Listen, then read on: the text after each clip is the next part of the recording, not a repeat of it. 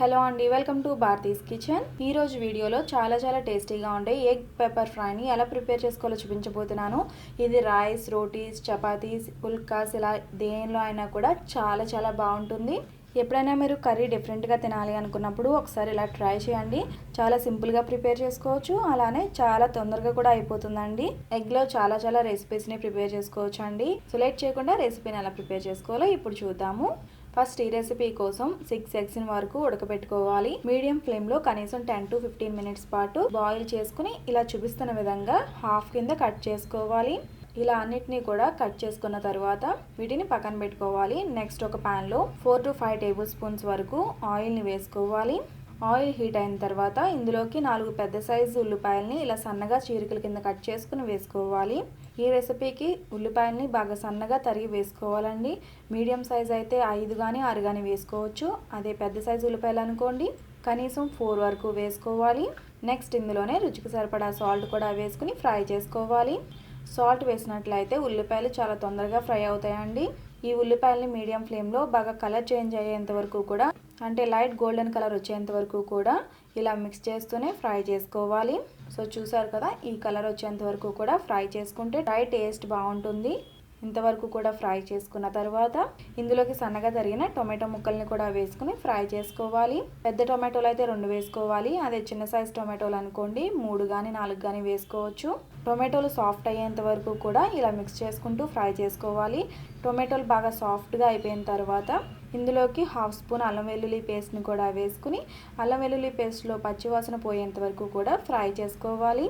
అల్లం వెల్లుల్లి పేస్ట్లో పచ్చివాసన పోయిన తర్వాత ఇందులోకి కూర కారం అంటారు కదండి, కూర కారంని హాఫ్ స్పూన్ వేసుకోవాలి.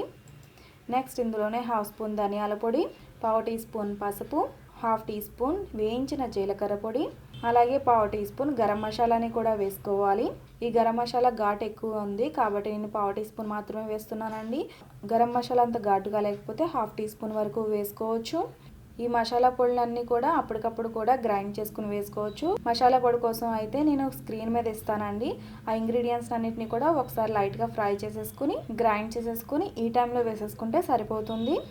అప్పటికప్పుడు ఫ్రై చేసుకున్న మసాలాలు ఎప్పుడు కూడా కూరకైనా ఫ్రైకైనా చాలా మంచి ఫ్లేవర్ని ఇస్తాయి. సో మీ దగ్గర రెడీగా ఉంటే ఇలా పొడులు వేసేసుకోవచ్చు, లేదంటే అప్పటికప్పుడు ప్రిపేర్ చేసుకోవాలన్నా కూడా మసాలా పొడిని ప్రిపేర్ చేసుకోవచ్చు. నెక్స్ట్ లాస్ట్లో ఇందులో 3/4 టీ స్పూన్ వరకు మిరియాల పొడిని కూడా వేసుకుని లో ఫ్లేమ్లో 1 or 2 మినిట్స్ పాటు ఇలా ఫ్రై చేసుకోవాలి. ఇవి ఒక 2 మినిట్స్ పాటు ఫ్రై చేసుకున్న తర్వాత ఇలా ఉల్లిపాయనంతా కూడా ఫ్లాట్గా అడ్జస్ట్ చేసుకుని ఆల్రెడీ మనం కట్ చేసుకున్న ఎగ్స్ని ఇలా రివర్స్లో కడాయి మొత్తం కూడా పేర్చుకుని పెట్టుకోవాలి. అన్ని ఎగ్స్ని కూడా ఇలా అడ్జస్ట్ చేసుకున్న తర్వాత దీనిపైన మూత పెట్టుకుని 10 మినిట్స్ పాటు లో ఫ్లేమ్లో కుక్ చేసుకోవాలి. ఇది నాన్ స్టిక్ కాబట్టి ఇందులో 8 మినిట్స్ వరకు కుక్ చేసుకుంటున్నానండి. అదే మీరు అల్యూమినియం పాత్రలో కానీ లేదంటే హాట్ అనడైజర్లో కానీ ప్రిపేర్ చేసుకుంటున్నారు అనుకోండి, ఈ మిశ్రమం కొంచెం అడుగంటే అవకాశం ఉంటుందన్నమాట. సో మీరు 5 మినిట్స్ పాటు లో ఫ్లేమ్లో కుక్ చేసుకుంటే సరిపోతుంది. 10 మినిట్స్ తర్వాత ఒకసారి మూత తీసి బాగా సన్నగా తరిగిన కొత్తిమీర తరుగును కూడా వేసుకుని ఎగ్స్ని ఒకసారి టర్న్ చేసుకోవాలి. ఉల్లిపాయ మిశ్రమంతో పాటు టర్న్ చేసుకోవాలి. అన్నిటిని ఇలా టర్న్ చేసుకున్న తర్వాత మళ్ళీ మూత పెట్టి కనీసం 5 మినిట్స్ పాటు లో ఫ్లేమ్లో కుక్ చేసుకున్నట్లయితే ఈ ఫ్రై మనకి ప్రిపేర్ అయిపోయినట్లే. సో మనకి ఎగ్ కర్రీ ప్రిపేర్ అయిపోయిందండి.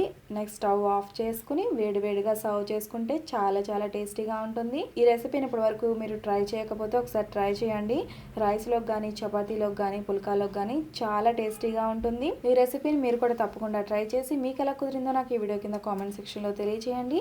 ఈ రెసిపీ మీకు నచ్చితే తప్పకుండా లైక్ చేయండి. రెసిపీ ఎవరికైనా హెల్ప్ అవుతుంది అనుకుంటే ఈ రెసిపీని తప్పకుండా మీ ఫ్రెండ్స్ అండ్ ఫ్యామిలీస్కి షేర్ చేయండి. మరిన్ని మంచి రెసిపీస్ కోసం నా ఛానల్ సబ్స్క్రైబ్ చేయండి. అలాగే తర్వాత వచ్చే బెల్ ఐకాన్ కూడా క్లిక్ చేయండి. Thanks for watching.